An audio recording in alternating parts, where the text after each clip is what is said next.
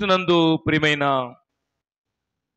ప్రియ దేవుని సమాజమా, సహోదరి సహోదరులారా, యేసు ప్రభువారి పరిశుద్ధమైన మహోన్నతమైన నామములో చేరువచ్చినటువంటి మీకు అందరికీ కూడా ఈ ప్రత్యేక సమయంలో ప్రభుపక్షంగా నా వందనాలు మీకు అందరికీ తెలియజేస్తున్నాను. దేవుని మహాకృపను బట్టి మరొక ఆదివారం ఆయన విలువైనటువంటి వాక్యాన్ని మనము ధ్యానం చేసుకోవడానికి, ఆ వాక్యం ద్వారా మన జీవితాలను ముందుకు కొనసాగించడానికి దేవుడు సహాయం చేస్తూ ఉన్నాడు. కాబట్టి ఇటు మాటలను వింటూ ఉన్నటువంటి మనము ఎంతో ధన్యులము అని జ్ఞాపకం చేస్తూ, కొన్ని మాటలు చదువుకున్న వాక్య భాగం నుంచి దేవుడు సిద్ధపరిచినవి మన కోసం ఏమిటి? భౌతికంగా అయితే తల్లిదండ్రులు వారి పిల్లల కోసం, వారి భవిష్యత్తు కోసం, ఆడపిల్లలు కలిగిన వాళ్ళు ఆడపిల్లల గురించి ఆలోచన చేసి వారి వివాహ విషయాల్లో, అలాగే మగపిల్లలు కూడా కలిగిన వాళ్ళు వాళ్ళకు భవిష్యత్తు గురించి ఆలోచన చేస్తారు. ఈరోజు మనము గమనించాల్సిన మాట ఏంటంటే, దేవుడు తను ప్రేమించు వారి కోసము, దేవుణ్ణి మనం ప్రేమిస్తున్న వారుగా ఉంటే ఒకరోజు మనము పొందుకోబోతున్నది ఏంటి? మన కోసం దేవుడు ఏమి సిద్ధపరిచాడు? ఆ సిద్ధపరిచినవి తప్పకుండా మనము ఆయన్ని ప్రేమిస్తున్న ప్రతి ఒక్కరము వాటిని మనము పొందుకుంటాం. అవి ఏమిటి? మన కోసం దేవుడు ఏమి సిద్ధపరిచాడు అనేది మనము గమనిస్తే బైబిల్ గ్రంథం నుంచి మొదటి విషయాన్ని మనం చూద్దాం. కీర్తన గ్రంథంలో 31వ కీర్తన 9వ వచనాన్ని మనం గమనించినప్పుడు, సంకీర్తన 31వ సంకీర్తన 9వ వచనము మనం చూసినట్లయితే, యెహోవా నేను ఇరుకున పడి ఉన్నాను, నన్ను కరుణింపుము. క్షమించండి, 19 నీయందు భయభక్తులు గల వారి నిమిత్తము నీవు దాచి ఉంచిన మేలు ఎంతో గొప్పది, నరుల ఎదుట నిన్ను ఆశ్రయించిన వారి నిమిత్తము నీవు సిద్ధపరిచిన మేలు ఎంతో గొప్పది. దేవుని ప్రేమించు వారికి ఏమి సిద్ధపరచబడి ఉన్నాయి? భౌతికంగా మనము కంటికి కనబడని పరిస్థితుల్లో ఈ పరిస్థితులు మనం ఉండవచ్చు. కానీ ప్రభువునందు ప్రియులారా, అందరూ వాక్యాన్ని వినాలి. వాక్యం గమనించినట్లయితే మన పట్ల దేవుడు దాచి ఉంచిన మేలులు, ఆ మేలు పొందిన తర్వాత కానీ మనకు అర్థం కాదు. కానీ నువ్వు ఆయన్ను మనం ఎంత ప్రేమిస్తూ ఉంటామో, ఆయన మేలు చేసేవాడే కానీ కీడు చేసేవాడు కాదు. చాలా మంది ఏం చేస్తామంటే పెద్దగా ఆలోచన చేయము, దేవుడు నాకు ఏం మేలు చేశాడు? ఈరోజు నువ్వు బ్రతికి ఉన్నావు, ఇలా కూర్చున్నావు, వాక్యం వింటూ ఉన్నావు, సజీవంగా ఉన్నావు, సంతోషంగా కుటుంబంతో ఉన్నావు అంటే దేవుడు చేసిన మేలు అది. ఇలాంటివి ఎన్నో మేలు చేశాడు. ఎన్నో సమయాలలో నీ ప్రయాణాలలో కాపాడుతూ వచ్చాడు. అనారోగ్య పరిస్థితుల్లో స్వస్థతనిస్తూ వచ్చాడు. కొన్ని సమస్యల్లో మనుషులు ఏమి చేయలేనటువంటి విషయాల్లో దేవుడు నీకు తోడయి ఉండి సహాయం చేస్తూ వచ్చాడు.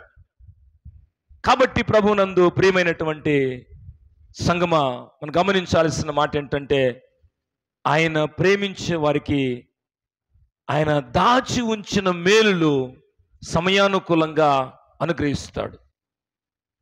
అందుకని ఆయన చేసిన మేలుల్లో, ఉపకారంలో దేనిని మరువకుమని ఉంది బైబిల్లో.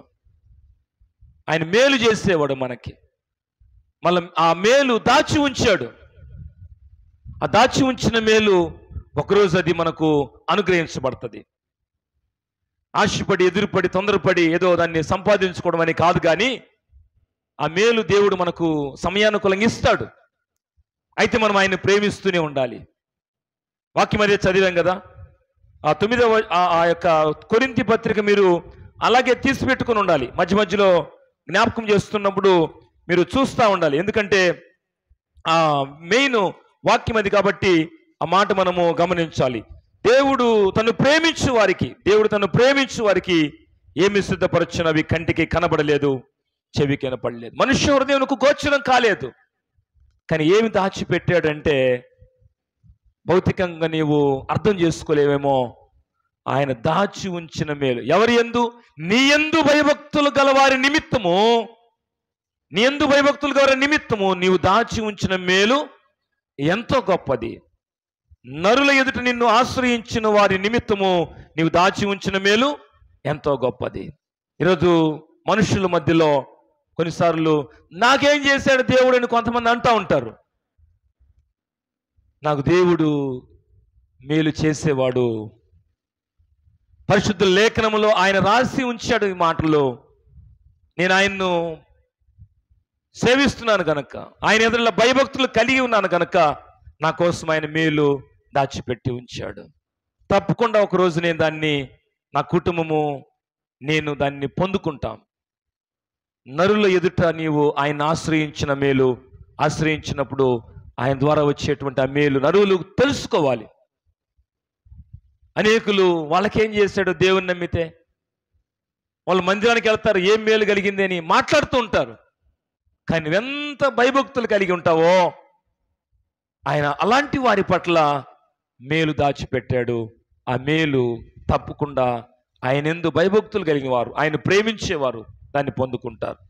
కాబట్టి దేవుడు మనందరి నిమిత్తం ఎవరుము ఆయన్ను ప్రేమిస్తామో, ఎవరుము ఆయన యందు భయభక్తులు కలిగి ఉంటామో వాళ్ళందరి పట్ల ఆ మేలులు దాచిపెట్టాడు.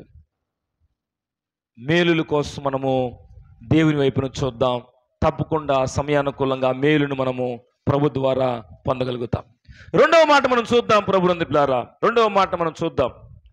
పరిశుద్ధ బైబిల్ గ్రంథం నుంచి ఈ దేవుడు సిద్ధపరచని మన కోసం ఏమి సిద్ధపరిచాడు? మానవులుగా మన కోసం ఏమి సిద్ధపరిచాడు? హెబ్రీ పత్రికలో 11వ అధ్యాయం, హెబ్రీ పత్రిక మనం చూసినట్లయితే హెబ్రీ పత్రిక 11వ అధ్యాయం చూద్దాం. 11వ అధ్యాయము 16వ వచనాన్ని చూద్దాం. 11:16. అయితే వారు మరి శ్రేష్టమైన దేశమును అనగా పరలోక సంబంధమైన దేశమును కోరుచున్నారు. అందుచేత వారు తాను వారి దేవుడని అనిపించుకున్నటకు దేవుడు వారిని గురించి సిగ్గుపడడు. ఏలయనగా ఆయన వారి కొరకు ఒక పట్టణము సిద్ధపరిచి ఉన్నాడు. ఏం సిద్ధపరిచాడు దేవుడు మన కోసం? ఎవరి కోసం? ఎవరి కోసం? ఎవరైతే విశ్వాసం కలిగి ప్రభునందు ఈ లోకంలో జీవిస్తామో, విశ్వాసం కలిగి ప్రభువును కలిగి మరణించేంత వరకు కూడా ఆయనకు సాక్షికరమైన జీవితం జీవిస్తామో, సాక్ష్యాన్ని కోల్పోకూడదు. క్రైస్తవ జీవితము క్రీస్తుకు మహిమకరంగా ఉండాలి. క్రైస్తవ జీవితము ఒడిదుడుకులు, ఆదివారం ఒక రకంగా, మరొక రోజు ఒక రకంగా, ఒక స్థలంలో ఒక రకంగా, ఇంకో స్థలంలో ఒక రకంగా జీవించే జీవితం కాదు. ఒకసారి ప్రభువును విశ్వసించిన తర్వాత ఆయన్ను ప్రేమించుచున్న వ్యక్తిగా మరణించేంత వరకు కూడా ఒక మంచి జీవితాన్ని జీవిస్తూ ముందుకు సాగాలి. ఆనాడు విశ్వాస వీరుల జాబితాలో కొంతమంది దేవుని నమ్మిన తర్వాత వారు విశ్వాసం ఉంచి లోకములో మృతి పొందారు. దేవుని యందు విశ్వాసం ఉంచి మృతి పొందారు. అవే మాటలు మనకు పైన కనిపిస్తాయి. 13వ వచనంలో వీరందరూ ఆ వాగ్దాన ఫలం అనుభవించకపోయినను దూరం నుండి చూచి వందనము చేసి తాము భూమి మీద పరదేశులను యాత్రికులు ఉన్నామని ఒప్పుకొని విశ్వాసము గలవారై ఏమయ్యారు? వాళ్ళు విశ్వాసం గలవారై మృతి పొందారు. ఈరోజు ప్రభువుని విశ్వసించిన ప్రతి వ్యక్తి కూడా మరణము వరకు కూడా ప్రభునందు విశ్వాసం ఉంచి లోకాన్ని వారు ఒకవేళ మరణము సంభవిస్తే, శరీరము ఆత్మ వేరు చేయబలచి వస్తే విశ్వాసం కలిగి ప్రభువునందుండి ఈ లోకాన్ని విడిచిపెట్టాలి. అలాంటి వారి కొరకు, అలాగా ఆయన ప్రేమించే వారి కొరకు ఆయన ఏం సిద్ధపరిచాడంటే ఒక పట్టణము సిద్ధపరిచాడు. ఈరోజు భౌతికంగా ఉన్నటువంటి ఆలోచన మానవునికి ఏంటంటే, మేము నివసిస్తున్నటువంటి గ్రామము, మేము నివసిస్తున్నటువంటి ఒకవేళ మండల స్థాయిలో ఉన్నటువంటి స్థలము, మేము నివసిస్తున్నటువంటి జిల్లా స్థాయిలో ఉన్నటువంటి పరిస్థితులు కాదు, మేము పట్టణానికి వెళ్ళాలి, సిటీకి వెళ్ళాలి, మెట్రోపాలిటన్ సిటీకి వెళ్ళాలి. ఇంకొంతమంది అక్కడ నివసించే వాళ్ళు వేరే దేశానికి వెళ్ళాలి, ఇంకొక దేశానికి వెళ్ళాలి. ఈరోజు మరి అనేక పాశ్చాత్య దేశాలు, ఆ దేశాల్లో ఉన్నాం మేము, ఈ దేశాల్లో ఉన్నాం మేము అని చెప్పుకుంటున్నారు. నువ్వు ఏ దేశంలో ఉన్నా, ఏ పట్టణంలో ఉన్నా, ఒకరోజు మాత్రము ఈ భూ సంబంధమైనటువంటి స్థలాన్ని విడిచిపెట్టాలి. నువ్వు ప్రభువును ప్రేమిస్తున్న వ్యక్తివైతే, ఆయనందు విశ్వాసం ఉంచిన వ్యక్తివైతే, అలాంటి వారి కోసం ఒక పట్టణాన్ని ఆయన సిద్ధపరిచాడు. చదివాం కదా మాట మనము. ఏలయనగా ఆయన వారి కొరకు ఒక పట్టణమును సిద్ధపరిచి ఉన్నాడు, ఒక పట్టణమును సిద్ధపరిచి ఉన్నాడు. ఈరోజు ఒక దేశానికి వెళ్ళాలంటే దానికి సంబంధించినటువంటి పాస్పోర్ట్ ఇవన్నీ మనకు కావాలి. కానీ దేవుడు సిద్ధపరిచిన పట్టణంలోకి ప్రవేశించాలంటే విశ్వాసము, ప్రభునందు విశ్వాసం ఉంచి ఈ లోకములో జీవితాన్ని కొనసాగించాలి. ఇంతవరకు ఈ వాక్యం వినే వరకు నీ జీవితాన్ని ఆలోచన చేస్తూ చనిపోయిన తర్వాత అక్కడో ఇక్కడో తీసుకెళ్ళి పాతి పెట్టేస్తారు. నా బంధువులు చాలా మంది ఉన్నారు, నా రక్త సంబంధికులు చాలా మంది ఉన్నారు అనే ఆలోచనతో మనం ఒకవేళ ఇంతవరకు మన జీవితాన్ని కొనసాగిస్తున్నామేమో. ఆయన్ను ప్రేమించగలిగిన ప్రతి వ్యక్తికి కూడా పరలోక పట్టణమును సిద్ధపరిచాడు, దాన్ని పరలోకం. అందుకని ఆయన ప్రేమించు వారికి, అనగా ఆయన సంకల్పము చొప్పున పిలువబడిన ప్రతి వారికి సమస్తము సమకూడి జరుగుచున్నవని ఎరుగుదమనే మాట బైబిల్లో ఉంటుంది. ఆయన్ని ప్రేమిస్తున్న వాళ్ళుగా ఆయన సిద్ధపరచినది ఒకరోజు చూస్తాం మనం. ఆయన దాచి ఉంచిన మేలులు అనుభవిస్తాము. అంతేకాదు, పలానా రోజు సేవకుడు చెప్పిన మాట విన్న కారణాన మేము ఆయన విశ్వసించాం. ఈరోజు ఆయన సిద్ధపరిచిన పట్టణంలో ప్రవేశించడానికి ప్రభువునందు విశ్వాసం ఉంచిన కారణాన్ని బట్టి అదిగో ఆ పట్టణంలోనికి మనం ప్రవేశించగలిగామనే ఒక గొప్ప సంతోషం మనకు కలుగుతుంది. కాబట్టి దేవుడు తను ప్రేమించు వారికి ఏమి సిద్ధపరిచినో భౌతికంగా కనబడడం లేదు. భౌతికంగా మనం ఏమనుకుంటున్నామంటే, ఈ దేశం పోదాం, ఆ పట్టణానికి పోదాం, ఈ ప్రాంతానికి పోదాం, అక్కడ బాగుంటుంది, ఇక్కడ బాగుంటుంది. ఎక్కడ బాగున్నా ఈ లోకంలో ఒకరోజు విడిచిపెట్టాలి. కానీ ఒక ప్రత్యేకమైన పట్టణము ఆయన్ను ప్రేమించే వారి కోసం ప్రభు సిద్ధపరిచాడు. ఆ పట్టణంలోకి వెళ్ళాలంటే మనము ఆయన యందుండి ఈ లోకంలో జీవించి, ఆయన యందుండి విశ్వాసము కలిగి ఈ లోకంలో మన జీవితాన్ని ముగించాలి.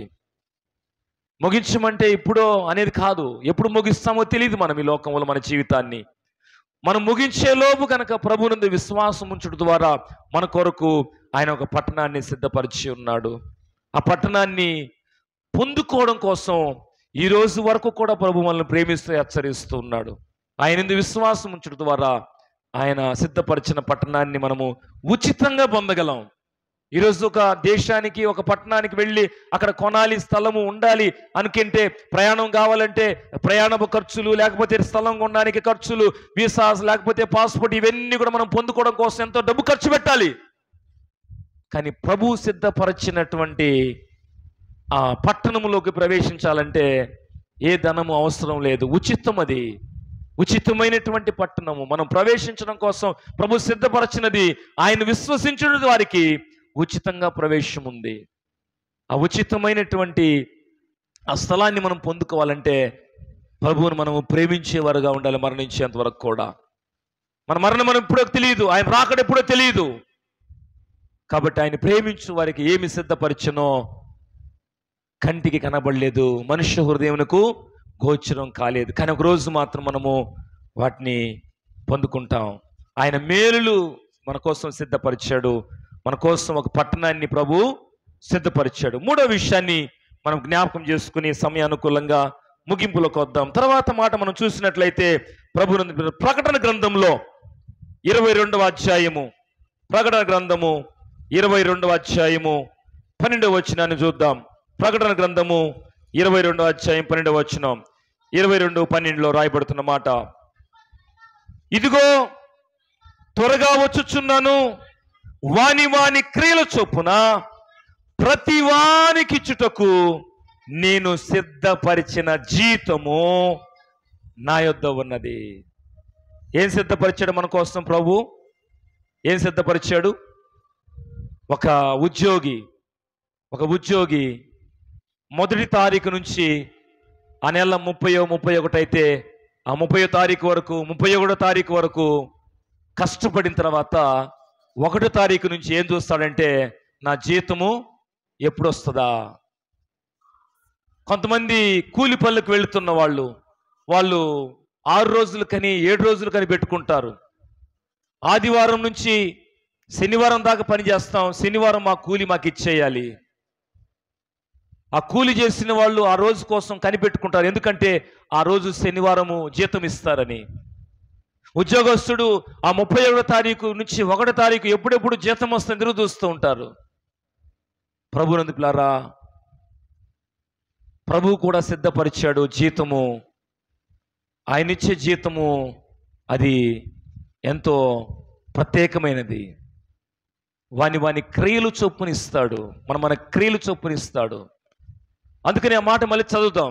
ప్రకటన గ్రంథము 22వ అధ్యాయము 12వ వచనం, ఇదిగో నేను త్వరగా వస్తూ ఉన్నాను, వాని క్రియల చొప్పున ప్రతి వానికి ఇచ్చుటకు నేను సిద్ధపరిచిన జీతము నా యొద్ద ఉన్నది. భౌతికంగాను ఒకరోజు వెళ్ళకుండా ప్రజెంట్ పడి ఉండొచ్చేమో, లేకపోతే నీవు ఆయా కూలికి వెళ్లకుండా ఏదో బతిమిలాడుకొని ఏదో అయ్యా కొంచెం కొద్ది గొప్ప ఇవ్వమని బ్రతిమాలుకోవచ్చునేమో. కానీ ఆయన ఇచ్చే జీతానికి చాలా క్లారిటీ ఉంటుంది. వాని క్రియల చొప్పున నా యొద్ద నేను ఏమించాను, జీతం ఉంచాను. ఆ జీతానికి మరి ఎవరు రికమెండేషన్ పనిలేదు. నువ్వే పని చేసావో, ఏ క్రియ ఈ లోకములో దేవునికి ఇష్టమైన జీవితం జీవించావో, దేవునికి మహిమకరమైన జీవితం జీవించావో, ఇవన్నీ కూడా ఆయన లెక్కలోకి వస్తూ ఉన్నాయి. అందుకే నేను త్వరగా వస్తున్నాను, వాని క్రియల చొప్పున సిద్ధపరిచిన జీతము నా యొద్ద ఉంది. అందుకని ప్రభు కొన్ని ఎగ్జాంపుల్ తెలియజేశాడు. ఆయన ఎవరికి ఎలాగా వారి పనితీరును బట్టి, వారి నైపుణ్యమును బట్టి, వారు చేసినటువంటి పరిచర్యను బట్టి, వారు చూపినటువంటి సంఘములో మాదిరిని బట్టి, వారు కలిగినటువంటి విశ్వాసమును బట్టి, ఎలాగున వారి లోకములో ఇవ్వబడిన ఆయుష్ జీవితాన్ని ఎలాగా మరి చక్కగా కొనసాగించారు, ఎలాగా ఆ జీవితాన్ని వారు ఆ విలువైన జీవితాన్ని అనుకూలపరుచుకున్నారు, ఆ విలువైన జీవితాన్ని సద్వినియోగపరుచుకున్నారు. ఇవన్నీ కూడా ప్రభు చూస్తాడు. ఏదో వచ్చాము, వింటున్నాం, వెళ్ళిపోతున్నాం. మేము పనికి వెళ్తే మా జీతం మాకు వస్తుంది, కష్టపడితే మా కూలి మాకు వస్తుంది. ప్రభు చెబుతున్న మాట, దేవుడు ప్రేమించు వారికి ఏమి సిద్ధపరిచాడో అవి కంటికి కనబడలేదు, మనుష్య హృదయమునకు గోచరం కాలేదు. కానీ ఆయన సిద్ధపరిచాడు. ఆయన యందు భయభక్తులు కలిగి ఉన్న జీవితాన్ని మేలులతో తృప్తిపరిచేవాడు ఆయన. ఇంతవరకు నాకు ఏ మేలు కలగలేదు అని వాక్యం విన్నా కానీ నీ జీవితంలో ఉంటే నీవు ప్రభువును అంగీకరించడానికి ఇష్టపడు, అనుసరించడానికి ఇష్టపడు, భయభక్తిని చూపించడానికి ఇష్టపడు. ఆయన దాచి ఉంచిన మేలును నీవు నీ కుటుంబంలో, నీ జీవితంలో పొందుదువుగాక. అయ్యో, మేము ఈ లోక సంబంధించిన పట్టణాల గురించి విన్నాము, ఈ లోక సంబంధించిన పట్టణాల్లో ఉండడం కోసము మా గ్రామాలలో వాటిని అమ్మేసి, వీటిని అమ్మేసి, పొలాలను అమ్మేసి, ఇల్లు అమ్మేసి, స్థలాలను అమ్మేసి, ఏమేమో అమ్మేసి పట్టణంలోకి వచ్చి ఇల్లు కట్టుకున్నాం. అయ్యో ఇది స్థిరమైంది కాదని తెలిసినా కానీ ఎంతో కోట్లు ఖర్చు పెట్టి ఎంతో దృఢంగా మేము కట్టాం. వాస్తవమే, నువ్వు కట్టుండొచ్చు, అది అశాశ్వతమైనది. కానీ ప్రభు సిద్ధపరిచిన పట్టణము అది శాశ్వతమైనది. ఆ పట్టణమును ప్రభువు నందు విశ్వాసం ఉంచి మృతి నొందిన ప్రతి వ్యక్తి కూడా, ప్రభువులో ఉండి లోకాన్ని విడిచిన ప్రతి వ్యక్తి కూడా ఆ పట్టణంలోకి ప్రవేశించే గొప్ప భాగ్యాన్ని ప్రభు ఇస్తూ ఉన్నాడు. ఆయన ఒక పట్టణమును వారి కోసం సిద్ధపరిచాడు. ఆ పట్టణము మనం పొందుకోవాలంటే, ఆ పరలోక పట్టణంలో మనం ఆ పట్టణాన్ని చేరుకోవాలంటే ఈ లోకములో ప్రభువునందు విశ్వసించి ఈ లోకాన్ని మనం విడిచిపెట్టాలి. నా తండ్రి క్రైస్తవుడు, నా తల్లి క్రైస్తవురాలు, మా కుటుంబీకులు క్రైస్తవులు, వాళ్ళు మందిరానికి వెళ్ళి వచ్చేవాళ్ళు. కాబట్టి నా భూస్థాపన కార్యక్రమం ఎట్లాగా క్రైస్తవ పద్ధతి జరుగుతుందిలే, నా కుటుంబంలో జరిగేటువంటి ఆ కూడికంతా క్రైస్తవ పద్ధతి జరుగుద్దిలే, పోతే ఎంత పోకపోతే ఎంత, పాస్టర్ని తీసుకొచ్చి ప్రార్థన పెడతారు. ఏ పాస్టర్ ఆ పట్టణంలో తీసుకెళ్ళలేడు. కానీ ఆ పట్టణం కోసము ఆశ కలిగి ఉన్న వారిని ఆ పట్టణంలో ప్రవేశించడం కోసం సిద్ధపరచుటలో సేవకుడు ఎంతో ప్రయాసపడతాడు. అందుకని నేను త్వరగా వస్తున్నాను, వాని క్రియల చొప్పున వారికి జీతం ఇవ్వడానికి నా దగ్గర ఆ జీతం ఉంది. ఆ జీతం ఎలాగా నువ్వు పొందుకుంటావో.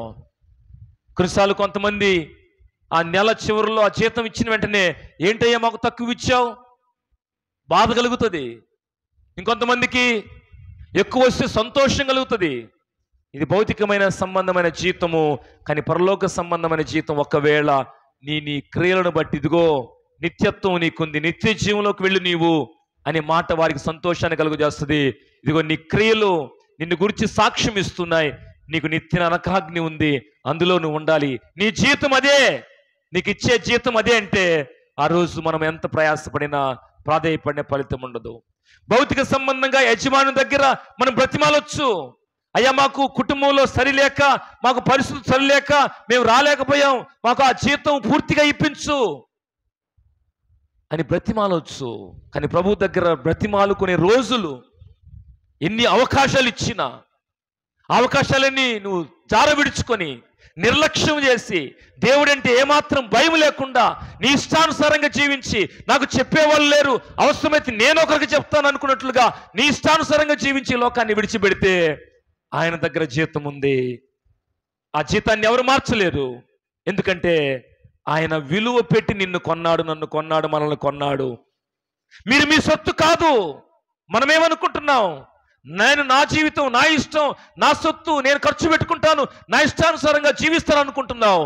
మీరు మీ సొత్తు కాదు, మీరు విలువ పెట్టి కొనబడిన వారు. మీ దేహముతో దేవుని మీరు మహిమపరచండి. కాబట్టి ఆయన సిద్ధపరిచిన జీతమును మనం పొందుకోవాలంటే ఈ లోకములో ప్రభుత్వ రూల్ ప్రకారము కొన్ని నియమాలు ఉంటాయి. ఇన్ని గంటలకు రావాలి, ఉదయం వచ్చి 9 గంటల వచ్చి మధ్యాహ్నం 1 గంట వరకు మరి ఉండాలి, తర్వాత గంట లంచ్ బ్రేక్, తర్వాత నువ్వు 2 గంటల నుంచి 4 గంటల వరకు నీవు ఖచ్చితంగా ఆఫీసులో ఉండాలి. దానికోసం ఎంతోమంది తంబేయడము, లేకపోతే ఏవేవో ఆ లొకేషన్ అంతా చూడడము, ఇవన్నీ ఉన్నాయి. అవన్నీ ఆయనకు అవసరం లేదు. నువ్వు ఎక్కడ, ఏ రీతిగా, ఏం చూస్తున్నావు, ఎలా జీవిస్తున్నావు, ఎలా తిరుగుతున్నావు, ఎలా విశ్వాసాన్ని కాపాడుకుంటున్నావు, వాక్యానుసారంగా నీ జీవితాన్ని ఎలా స్థిరపరచుకుంటున్నావు, దేవుడిస్తున్న అవకాశాల్ని సద్వినియోగపరుచుకుంటూ ఈ విలువైన వాక్యం దేవుడు నాకు తెలియజేస్తున్నాడు, ఈ వాక్యం ద్వారా నా జీవితాన్ని సరిచేసుకోవాలనుకోవడమే నాకున్నటువంటి మంచి అవకాశం. సమయం పోతే తిరిగి రాదు. అందుకని ప్రభు చెప్పాడు, మీరు సమయమును పోనివ్వకుండా అజ్ఞానుల వలె కాకుండా జ్ఞానముతో నడుచుకోమని చెబుతున్నాడు. కావున ప్రభునందు ప్రియ సంగమా, ఈ వాక్యాన్ని వింటున్న ప్రియ సహోదరి సహోదరుడా, మనం చదువుకున్నటువంటి భాగము కొరింథీ పత్రిక 1వ పత్రిక 2వ అధ్యాయం 9వ వచనాన్ని ఒకసారి చదువుకుని ముగింపులోకి వద్దాం.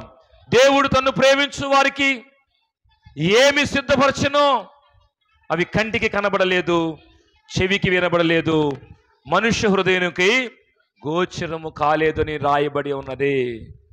భౌతికంగా నీకు అర్థం కావడం లేదు జీవితం ఏంటో, కానీ ప్రభు మనకు తెలియజేస్తున్నాడు. ఈ లోక జీవితం ఏ పాటిది? నీటి మీద బుడగ లాంటిది, గడ్డి పువ్వు లాంటిది, త్రాసు మీద ధూళి లాంటిది. ఈ జీవితాన్ని ప్రభు ఒక ఉన్నతమైన స్థితిలో ఈ లోకంలో జీవించేటప్పుడు మనల్ని బలపరచడం కోసం ఎంతో మనల్ని ప్రేమిస్తూ ఉన్నాడు. కాబట్టి మనము ఆయనను ప్రేమించే వారమైతే ఒకరోజు మనము భౌతికంగా గుర్తించలేం, కానీ భౌతికంగా గ్రహించలేం, కానీ ఆత్మ సంబంధమైన జీవితాన్ని ఆలోచన చేస్తే మన కోసమైన ఎన్నో మేలులు దాచిపెట్టాడు. భూ సంబంధంగా కూడా వాటిని పొందుతావు, పర సంబంధంగా కూడా వాటిని, ఆ మేలులను ఒకరోజు నీవు పొందగలుగుతావు. అంతేకాకుండా రెండవ మాట మనం చూసాము, మన కోసం ఆయన పట్టణాన్ని సిద్ధపరిచాడు. ఆ పట్టణంలో ప్రవేశించటము అదెంతో ధన్యత. ఆ పట్టణాన్ని పోగొట్టుకోవద్దు.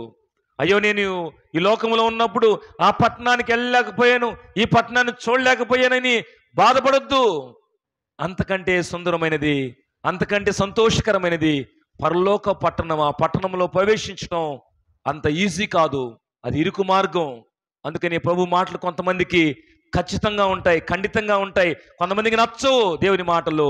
కానీ నచ్చితే, ప్రభు మాటలను గౌరవిస్తే ఆ పరలోక పట్టణంలో నీ స్థానాన్ని నువ్వు పదిలం చేసుకోవడానికి ఇష్టపడతావు. కాబట్టి పరలోక పట్టణాన్ని సిద్ధపరిచాడు. దాన్ని మనం పరలోకం అని పిలవచ్చు, ఎంత మాత్రం సందేహం లేదు. మూడవది, జీతం సిద్ధపరిచాడు క్రియలు చొప్పున. ఆ పరలోకంలోనికి నువ్వు ప్రవేశించాలి అంటే ఈ క్రియలు చాలా ప్రాముఖ్యం. నీ జీవితము, నీకు ఇవ్వబడుతున్న ఆయుష్ దినాలు ఎంతో ప్రాముఖ్యం. ఎలా జీవిస్తూ ఉన్నావు, నీకు ఇస్తున్న సమయం ఎలా ఖర్చు చేస్తున్నావు, నీకు ఇస్తున్న ధనాన్ని ఎలా ఖర్చు చేస్తున్నావు, నీకు ఇస్తున్నటువంటి విలువైనటువంటి జీవితాన్ని ఎలాగా నీవు దేవునికి ఇష్టకరమైన జీవితంగా మలుచుకుంటున్నావు, నీకు చెప్పబడుతున్న అనేకమైన హెచ్చరికలు ఎలాగా నువ్వు స్వీకరించి నీ జీవితంలో వాటిని అమలులో ఉంచుకుంటున్నావు. ఇదిగో నేను వస్తూ ఉన్నాను, వారి కోసమే సిద్ధపరిచిన జీతాన్ని నేను వారి క్రియలు చొప్పునిస్తాను.